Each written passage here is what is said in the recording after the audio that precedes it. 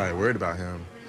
He came to me, you know what I'm saying, on some disrespectful stuff. You know what I'm saying? The game over with. You still mad because I was locking you up? All right, go sleep on that. I ain't trying to hear that after the game. So you vowed that he wouldn't get in your head. But you managed to get in his head, you think? What you think? You tell me. You tell me. Anytime I lined up on him. Yeah, y'all go watch that. Y'all go watch that. Y'all tell me who got in who head. He came up to me after the game. You feel me? Y'all tell me who got in who head. You an old man acting like that. One of the picks, it was kind of some pushing and shoving. I came in kind of, hey, push, shove a little bit, and all of a sudden, bang, I got hit in the back. And I kind of fell.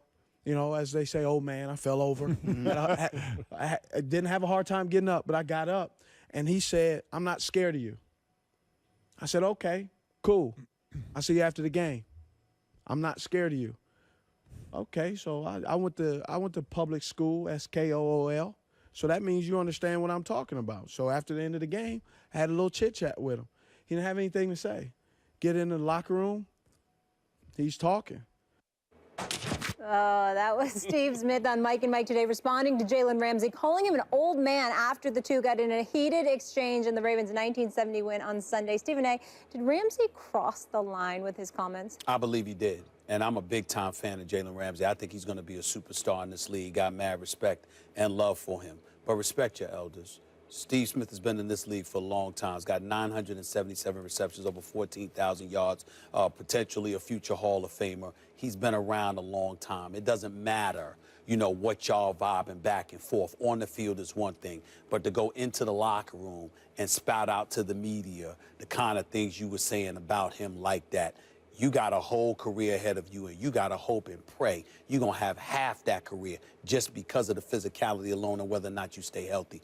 Just show some respect. I love Steve Smith. Tough guy. Last guy you want to talk to that way. In the locker room, out, whatever. And yet Jalen Ramsey did it. And he did this after talking about Aaron Rodgers disrespectfully. And I'll tell you, Jalen Ramsey, he doesn't have to hear from me. You keep doing it. Jalen Ramsey's time is not like in the future sometimes. He's letting people know it's right now. Forget about respecting anybody. Right. Disrespect everyone. Beat him on the field with your play. This is one of the reasons a lot of people thought he was the best defensive player in the draft, period. Yeah, but at Florida State, you didn't hear him talking like that after the game. I'm just saying, there's a level of decorum and respect. You're a professional now. And by the way, you lost. Your team is winless. Your coach, if D doesn't shape up, Gus Bradley going to get himself fired, okay? You might have a different coach. Politics might get in the way. You might get sabotaged because you might get a joke for a coach to succeed, Bradley. All Jalen Ramsey is saying is you ain't going to beat me in your matchup, period. I don't care who you are. But that's not all he's saying. What he's doing is he's denigrating an individual who has a career that you hope to have. You're a rookie. He's not worried about his whole career. He's worried about that day when he locked him up. That don't make him right. That day when Aaron Rodgers didn't want to throw to that side of the field. It don't make him right. Oh, it don't make him right. If that's being wrong, I don't want to be right. Well, you know what? Loving that is wrong. I don't want to be right. Well, we'll see what happens. LSU's got to get up there quickly, be ready to snap. Into the end zone. Touchdown! The Tigers roar! DJ Chark may have just saved LSU's season and Les Miles' job. The offense did not get the snap off. We have had a cataclysmic reversal for LSU. Auburn are the victors. Have you ever seen such a swing of emotions? It's been a rough weekend for LSU football, to say the least. First, they lose a heartbreaker to rival Auburn on Saturday. And on Sunday, Les Miles was fired after 12 seasons as head coach. LSU is expected to contend for a national championship this season. But a 2-2 start was enough to bring about the end of Miles. The Mad Hatter went 114-34 at LSU, the second most victories in school history. He coached the Tigers to a national title in 2007. Offensive coordinator Cam Cameron was also fired. Defensive line coach Ed Ogeron has been named interim head coach. We now welcome in ESPN's college football guru, Paul Feinbaum. Paul, thank you so much for being with us. My pleasure. Thank you so much, Molly. Paul, why this move at this time for LSU? I think it became inevitable that he wasn't going to make it, and there's almost a new axiom in college football, and really in a lot of sports for that matter. If it becomes inevitable, why not do it immediately? It seems cruel, it seems harsh, but This school did not want Les Miles to return in 2016 anyway. Remember last year, they pretty much fired Les Miles. They offered the job behind his back to Jimbo Fisher. It went back and forth for a couple of days leading into the final regular season weekend, and at the last minute on Friday of Thanksgiving week, Fisher pulled out. They were stuck with Les Miles. He won the game against Texas A&M, and the president, the AD, everyone did an about face. They announced that he was coming back at that rather stilted news conference. And, you know, you would have expected Les Miles with a new lease on life to change things, but he retained Cam Cameron, who was the much maligned offensive coordinator. They did the same thing that they were doing last year that nearly got them both fired, and they got exposed against Wisconsin and then Saturday night against Auburn, one of the worst teams in the SEC West. Auburn did not even score a touchdown, 5 field goals, and then you saw the clock management disaster at the end. The school said, why wait? Let's dump him, be done with it, and start looking for a new coach. Paul, great to have you on the show. Thanks, Stephen. How do you explain the hard-headedness of Les Miles? Because everybody's been talking for at least the last couple of years, if not longer, about his unwillingness to change, particularly when you consider the willingness of Nick Saban to adapt, along with other coaches. How do you explain how thick-headed this guy appeared to be, knowing that there were people calling for his job? Stephen, you can't. Not to quote Einstein this early in the morning, but we've all heard it. If you keep doing the same thing, you'll get the same results. That's the definition of insanity. And I'm not saying Les Miles is insane. He was just too stubborn. And I think he thought that Leonard Fournette was going to get him over the hump. But Fournette got banged up against Wisconsin. He was a shell of his former self, even though he got 100 yards or a little bit more against Auburn. And I just don't understand it. And I think last year he so resented the administration trying to fire him that he said, you know what, I'll show you. I'll keep Cameron and do it my way. And we all know it didn't work. And there were a couple other aspects of this. You know, he lost to Nick Saban every year since 2011. Go back to 2011 for a second, guys. Les Miles was undefeated. He won the SEC championship. He beat Nick Saban at his own place in a 1-versus-2 late-season showdown. And what happened?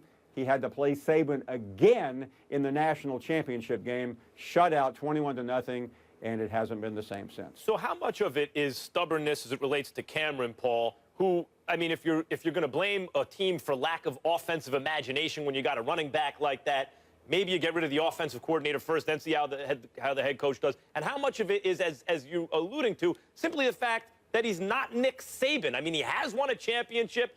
He's won like 3-4 times more games than he's lost. How much of this is simply that he's not Nick Saban? Max, that's exactly it. And for those who don't remember, Nick Saban was at LSU. He won a national championship in 2003. Les came in, replaced Saban when Saban went to the Dolphins. A couple of years later, he won the national championship. And what did everyone say down in Louisiana? He won with Saban's players, even though it wasn't completely accurate. Les was a great recruiter. He just never could develop a quarterback.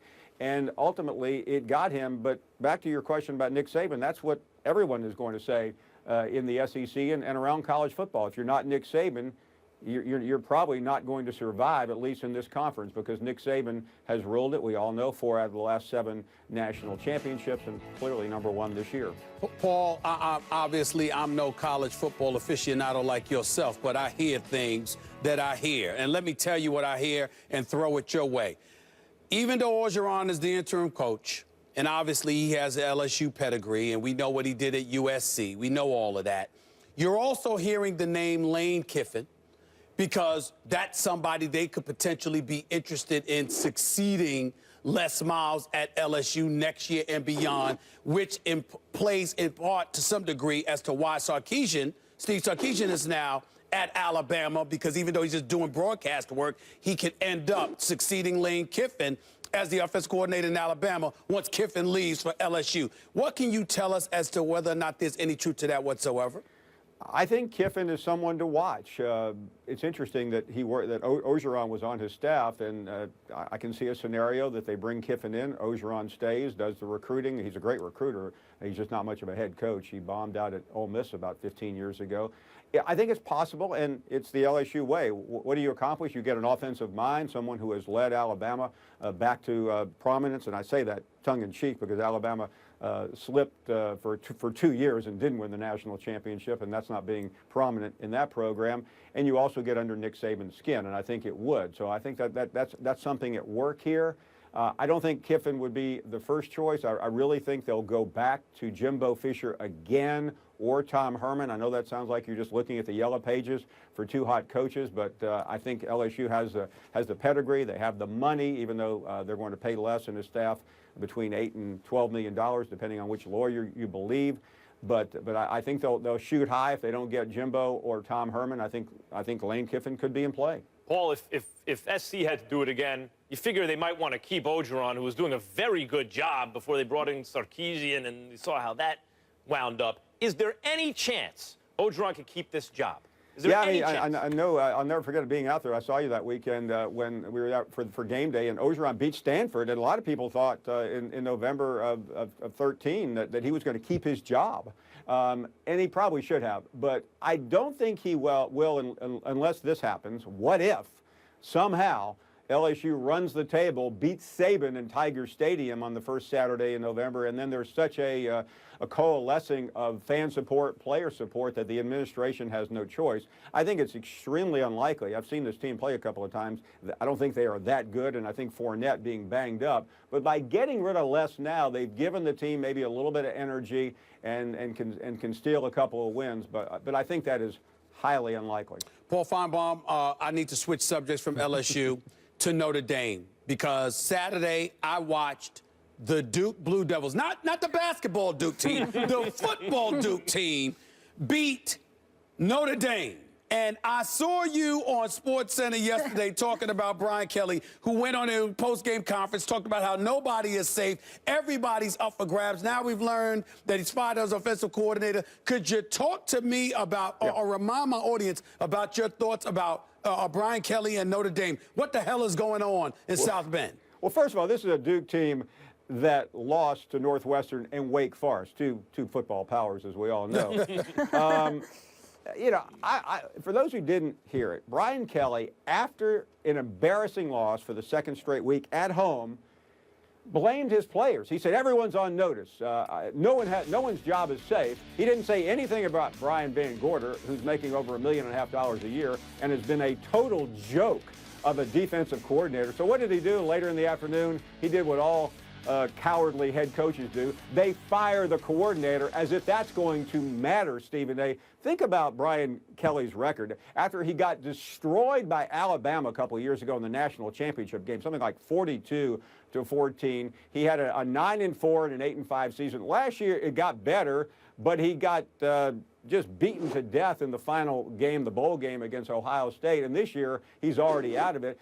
I think Brian Kelly's the guy that better watch out for his own job, because I do not like, and I can't imagine anyone like, criticizing your players as if it's their fault when you're the guy making $5 million a year. This is a man who does not mince words, That's Paul right. Feinbaum. That's right. By the way, I meant the defensive coordinator said office, because I appreciate the correction. Thank you so much. Yes, we got it. Paul, thank you so much. Tremendous insight. We really appreciate you making time this morning. No, the pleasure was mine. Thank you.